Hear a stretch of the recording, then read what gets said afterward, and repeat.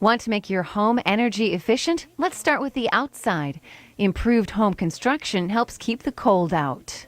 There is a styrofoam that is secured to the building, and after the process is completed, they actually trowel on the finish.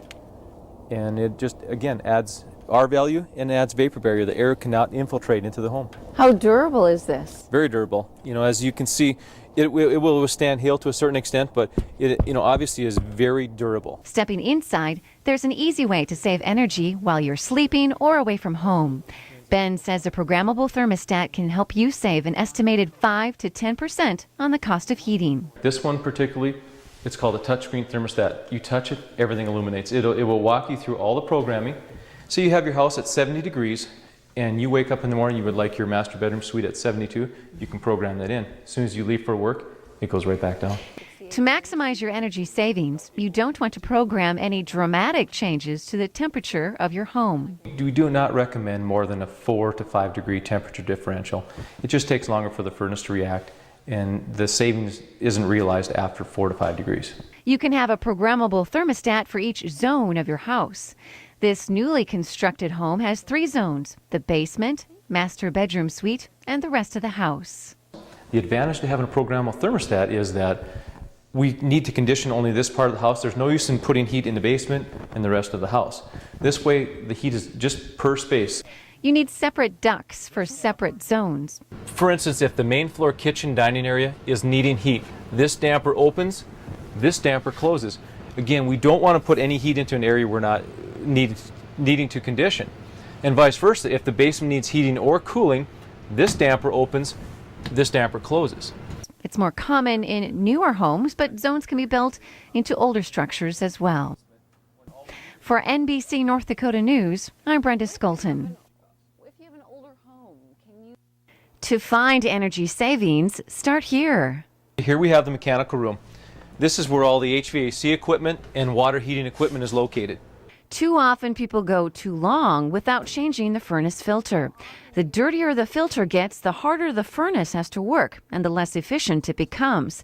This time of year especially, replacing filters routinely is critical. If you use a 2-inch disposable, we recommend once a month. This particular filter, most consumers replace twice per year.